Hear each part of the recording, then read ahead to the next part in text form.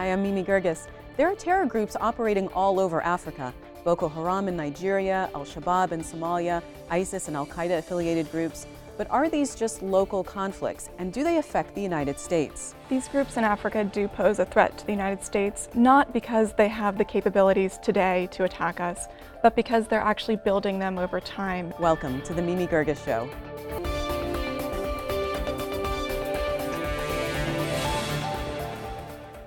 The number of people killed by African terrorist groups is as large, if not larger, than those killed by ISIS in the Middle East and Europe. Yet not a lot of attention is being paid to the very lethal groups operating and sometimes holding territory in places like Nigeria, Somalia, Mali, and North Africa. Here to discuss terrorism in Africa and its implications are Catherine Zimmerman of the American Enterprise Institute and Joseph Siegel of the Africa Center for Strategic Studies. Welcome to you both. Thank you. Catherine, I want to start with you. Are these groups just local and regional actors, or do they pose a threat to the United States? These groups in Africa do pose a threat to the United States, not because they have the capabilities today to attack us, but because they're actually building them over time. And we have, for many years, conflated a local focus with the idea that that local focus will never come back to bite us. Yemen is the key example, just across the Gulf of Aden from the Horn of Africa. And Al-Shabaab has surprised the West before, in 2010 with the Kampala bombings in Uganda, and then in 2013 with the Westgate attack inside of Kenya. We've watched Al-Qaeda in Mali expand its area of attack into Burkina Faso, and has actually, I think, preempted the Peace Corps evacuation. And all of these capabilities are capabilities that are being used in local or regional fights, but are the same types of skills that would be needed to move to attacks inside of Europe first, most likely, and then, of course, back across the Atlantic Ocean here at home. What is the Trump administration's policy toward Africa? The policy is still being crafted, I believe, but what we've seen is a removal of some of the restrictions that had been placed on the U.S. military, particularly in its engagements in Somalia, where we can see that that U.S. AFRICOM, Africa Command, now can pursue strikes against Al-Shabaab that are offensive in nature, whereas primarily before they were defensive, or against what we call high-value targets, the Al-Shabaab leaders that were involved directly with Al-Qaeda or with attacks against the U.S. or our regional partners. What's causing these people to join? The majority of the fighters are joining not for ideological reasons, but really for their own personal reasons or the defense of their community, where these groups are offering paid salaries that are sometimes higher they can get elsewhere. The groups are operating in defense of their communities, where Al-Shabaab, for example, gained significant strength because it reached out to minority clans that then gained water rights and land rights. In Mali, it's rights over who decides what the shape of the future state, as that has come forward now with the Tuareg uprising from 2012 and the Azawad. And there are certainly the ideological draws, and it comes out over time, but the bulk of the foot soldiers are not looking to attack us or participate in global jihad. The problem is they add the strength to the groups, and the leadership, which has the regional jihad perspective or even the global jihad perspective, can use that against the United States in the future. Joe, is this kind of a chicken and egg situation where the lack of stability in these governments, the corruption, the lack of representation is driving people to join terrorist groups, or is it the instability in the governments giving you this opportunity now for the terrorism to expand? It really is a chicken and egg phenomena. And I like to characterize it as it's like having a weak immune system. So when there are weak governments, weak states in Africa, it creates opportunities for these non-state actors, these destabilizing groups to gain a foothold and then to create more instability. Unfortunately, there's usually a foundation of truth in this, that in many places we're seeing these militant Islamist groups gain some traction. Those areas are far worse than other places in their countries. And so the local leaders of these insurgencies, we call them spoilers, they tend to stir up those grievances and to pin responsibility for the disadvantaged situation that people find themselves on the government. So could this just be an easy fix for us, that we just can put a whole lot of resources into improving governance in Africa, and then you wouldn't have terrorism? I don't think there's any one easy answer, but I think the governance element is a really important one. And it's not just at the national level, but at the local level. 12 of the 15 countries that have violent extremist organizations currently active have autocratic governments. And the same thing happens locally, where people don't feel any allegiance with the government, they don't feel they're represented, and they often feel that they're being taken advantage of. And so that creates an opening for these destabilizing groups to mobilize that support. And they are tapping into all sorts of ideological and financial interest.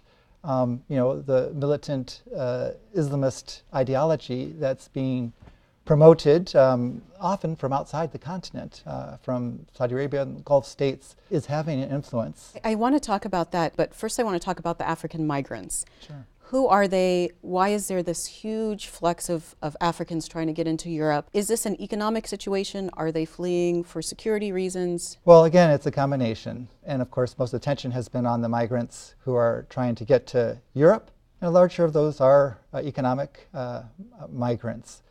But there are just as many people who are displaced in Africa, who are displaced by war, by repressive government. And in fact, there's some 22 million people who are displaced either internally or refugees within Africa. The vast majority of them don't go into Europe. 2/3 of them remain in Africa. And so it's creating lots of other sources of instability within Africa. So Catherine, Libya is this waypoint, right, for African migrants trying to get into especially Italy and crossing the Mediterranean. What's happening there? The migrants are facing a lot of obstacles, and it's actually become really a humanitarian crisis in terms of the disruption of the flow, where there's evidence that some of the European governments are paying some of the militias to keep migrants on the Libyan shores. I was reading that Italy is doing that Yes. they're actually going and saying, I will pay you to keep people here instead of letting them cross. Yes, and it's all getting very muddied because the UN-backed government in Libya, which really has no force on the ground, very little legitimacy, and is based in Tripoli, has somewhat outsourced its security measures and defensive measures to militia forces. And so the question— they're not necessarily good people. No, so it's turning into much more of a criminal racketeer in the camps, where there are reports of women being raped, of children being sold into slavery, and of men being held hostage, essentially so that their families who sent them off for hope of a better life are now being extorted for additional money before they can even reach a prospect of any chance of making some sort of finances. And now these militias are being very well funded by Italy and maybe others. Yes, it's changing the economy inside of Libya away from the one that used to be a little bit more legal and illicit to one that's based on criminality. And that's a real risk for the international community, because it's going to become very hard to bring those smugglers and the criminal networks back into illicit economic system. Another layer of the difficulties that are being caused by this migration is that the whole human trafficking network has really exploded over the last 3 to 4 years. Globally, they estimate that this is a $500 million industry. And so, of course, it's the criminal networks in the Sahel, in Libya, that are gaining control of those transit routes. So where are these people being trafficked to? So trying to get across into Europe. And they end up having to pay up to $5,000, pay a smuggler to get across. And so all that money is creating quite a lucrative market for these criminal networks. And so it's empowering some pretty nasty characters, including some of these violent extremist groups that are already established and are just looking for another revenue source. Well, let's talk about the money, Joe, because I know that Al-Shabaab in the past had been doing a lot of pirating and ransom and things like that. Are they still doing that? And what are the major sources of funding for people like Al-Shabaab or Boko Haram? Well, it depends in each circumstance. Now, in the past, Al-Shabaab was in control of Puerto Kismayo, and it was able to charge entry-exit fees there. It controlled the local charcoal market, and so it got revenues in that way. Now, with the African Union peacekeeping force, AMISOM, that went in and helped to stabilize Somalia. They've pushed al-Shabaab out of a lot of the areas, especially the urban places that they held. So they lost some of those revenue sources, and so they're diminished in that way. Nonetheless, they still have control of significant tracts of territory in the south and rural areas, and they tax people. They control roads, they charge people as they go through, and so they continue to have access to a steady stream of income. And just to add to that, I mean, al-Shabaab being a key example, but also jumping across to the Sahel, where these groups know exactly where the smuggling routes are and have the force to sit on top of them and charge the extortion taxes or charge smugglers for the use of the land. And that's one way that they've been able to extort the people in terms of bringing in revenue outside of what they would normally get through just taxation on goods or, the Amazon Union taking over Kismayo meant that al-Shabaab simply set up checkpoints right outside the city, so it still retained some of the revenue. They're incredibly adaptive at being able to generate economic income over time, even as we're trying to put pressure on them. So I know what the United States wants from Africa, right? We want a stable Africa, prosperous, not allowing these terrorist groups to operate and to give them, for them not to have safe haven. But what does Africa want from the United States? Leadership is one thing that I've seen in almost all of the conflicts where Libyans are looking for the United States to take a leadership role inside of the Libyan conflict, not delegate it to the UN or to the EU, where we see Italy and France pursuing divergent objectives. We've outsourced the conflict in Mali to France to deal with the counterterrorism issue and then have let the African countries handle the rest of it. But what the US really has is the convening power that, frankly, no other nation really has on the ground. I think the other thing that Africans are looking for is for the promises in President Obama's Cairo speech to come forward. And this is something that actually aligns very well with US national security interests and our national interests writ large in terms of addressing the grievances and building up governance across the continent, where we recognize our values and try and ensure that people abroad also benefit from those. Joe, you had mentioned this a little bit before about how radical Islamic theology came into Africa. When did it come in? Who's bringing it in? And is that still happening? You could look back historically, and there's been instances of radical Islamic ideology taking root in Nigeria, for example, in the early 1800s. But in terms of the contemporary period, we've really seen since the 1970s and then really ramping up in the 80s and 90s. And it was fueled by the big bump up in oil prices, that there was Persian Gulf-led proselytization process. So this is Saudi money coming in to radicalize the mosques, the preachers, Yeah, and it's a very systematized process where they're trying to reach youth, and I don't know that they would characterize it as a radicalization process, but they're trying to promote their ultra-conservative brand of Islam. Is that still happening? Is that money still flowing to those radical mosques? It is, and so that money is still going, and it's going to the mosques, it's going to the schools, it's going to Muslim cultural centers, to youth clubs. So it's I said, it's a very long-standing and dispersed process, and it's unlikely to end anytime soon because this is part of a global struggle between Saudi Arabia and Iran for the heart and soul of Islam and in how it's defined globally. But I wonder if Saudi Arabia is looking at, say, Nigerian, what we would call radical Islam, as a success for them. I mean, is this what they want, or are they starting to feel like maybe they've created a monster? Well, I think there is some debate within Saudi Arabia, and Saudi Arabia has acknowledged that it has its own problem with radicalization and has tried to deal with that, and it has some actually very interesting de-radicalization programs that are going on. But I think it hasn't yet reconciled what it's doing with the outcomes. And I think that's why I distinguished, what they're trying to do, what they see themselves as doing is promoting their faith.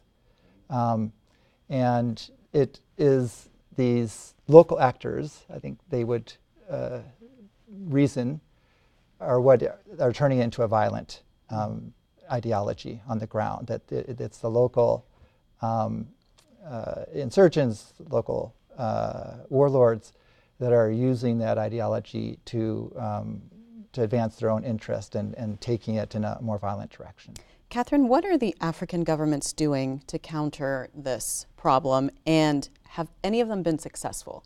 Are there any, happy stories out there of success? There are happy stories, and we can look at Morocco's been incredibly successful, where the radicalization is much lower, and it's fairly isolated to actually 2 different towns inside of the country, which are receiving a lot of attention right now from programming to prevent radicalization.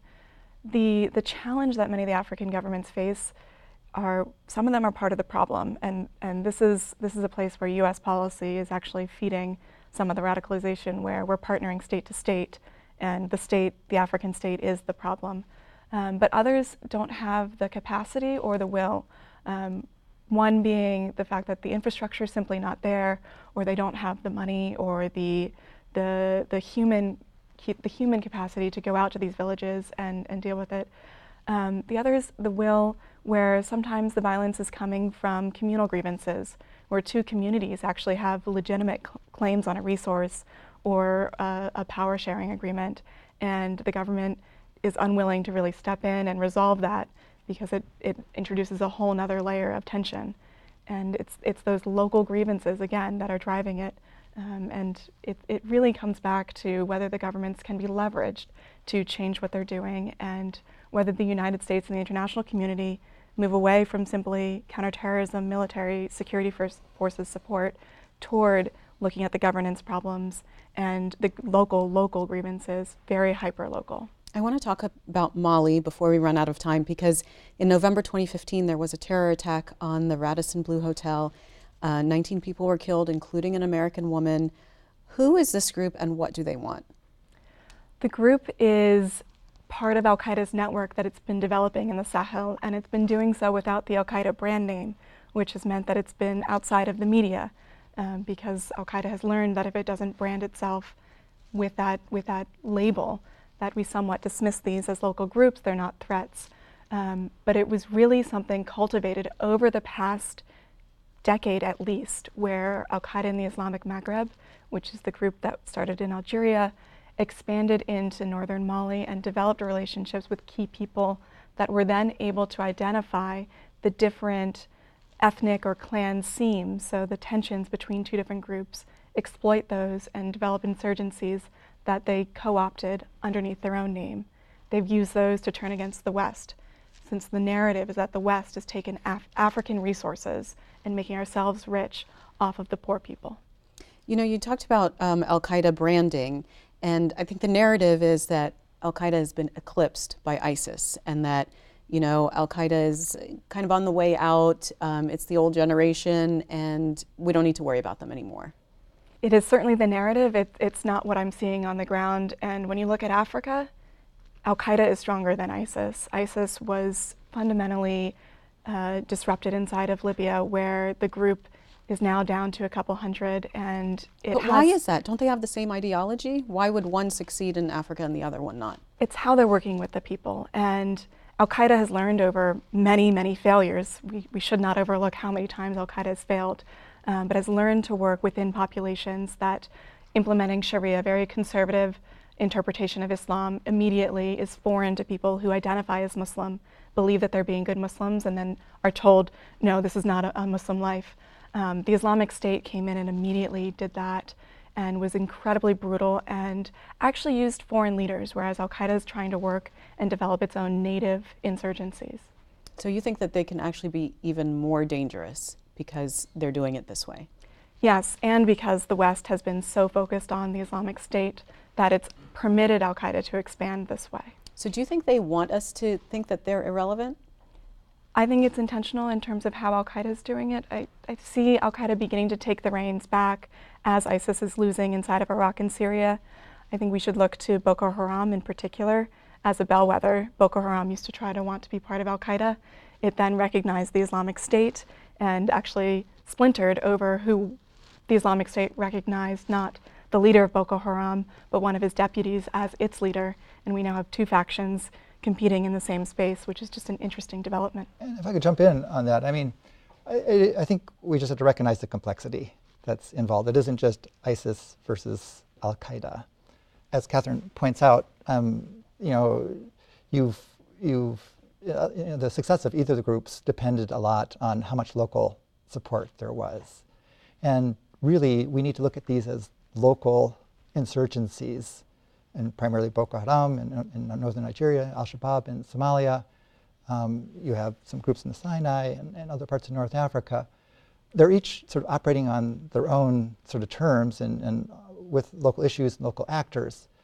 Now, they tap into the global ideology and the brand, but they're not necessarily getting a lot of money or fighters or equipment, technology from the central unit, whether it be ISIS or al-Qaeda.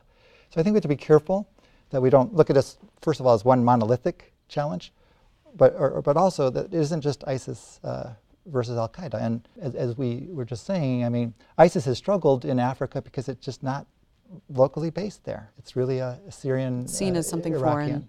Yeah, and it had a certain gravitational pull when it was growing and it was taking territory, and it looked like it was very successful. They were promising this global caliphate. That was exciting to a lot of young African Muslims who, were inclined towards jihad. But, that appeal, I think, has really dropped a lot over the last 18 months. And so what we're seeing, I think, is reverting back to the local foundational issues that are driving these insurgencies. So what are the trends? Where is this going? Is it going to get worse? Are things going to get better? If we look at this in terms of just level of attacks and fatalities caused by militant Islamist groups, and we have to recognize that all these figures are somewhat fuzzy because they're hard to verify. But if we're looking at just some sort of quantifiable measures, we can say that the number of attacks has decreased since 2015. So why is that? Well, for a variety of reasons. I think Boko Haram was the main actor that was a part of more of these fatalities than any other group during that time. And they had been expanding over parts of northeastern Nigeria. And the Nigerian government finally decided that they weren't going to be as passive, and they ramped up their military response. They formed a multinational coordinating force with neighboring countries in Cameroon, Niger, Chad, and they've been effective at pushing Boko Haram back. As we talked about, there were organizational challenges within Boko Haram. I think they had spent their ideological, force within the local population. I think people saw them for who they were, as just a brutal criminal group rather than as a genuine Islamist organization that was promoting their interests. And so I think that has helped to lead to diminishment. We talked earlier about Al-Shabaab also facing a lot of pressure through AMISOM, supported through the international community. Yet, it's a mixed picture because these groups are resilient and they're not out in either case, and they're very adaptive. And moreover, we have to be careful we don't look at this as just a military action. Right. Are they still recruiting? I mean, is their message still resonating with the local population? Well, I think it depends in each place. I think Al-Shabaab is doing a better job with local recruiting than Boko Haram right now. But I think so long the message of grievance is still there. The message that the government doesn't care still resonates. And again, this is with the chapeau of this global militant ideology that is being disseminated. And so people in these marginalized areas are going to be quick to accept, if not these groups, another group that comes up and promising a better life for these communities. And so the military angle is important, but we're going to need the governance angle to provide people an alternative, something they can believe in, something they feel some ownership in, something they think cares about their interests. We're going to need some targeting of youth, helping youth to see that they have a vested interest in stability and that they have a future, that there are employment opportunities, that they can develop some of their interest. Africa has this huge youth bulge. There's 450 million Africans that are going to be coming of employment age in the next 25 years. They need some viable livelihoods for them to buy into this. So I think we're going to have to respond on all those different levels if we're really going to stamp out and delegitimize this ideology. I want to thank you both for being on the program. Thank you. Thank you. This has been the Mimi Geerges Show. You can see all of our programs on WHUT.org and YouTube. Connect with us on Facebook and Twitter and leave me your comments there. You can also subscribe to our new podcast on iTunes. Thanks for watching, and I hope you'll join me again next time.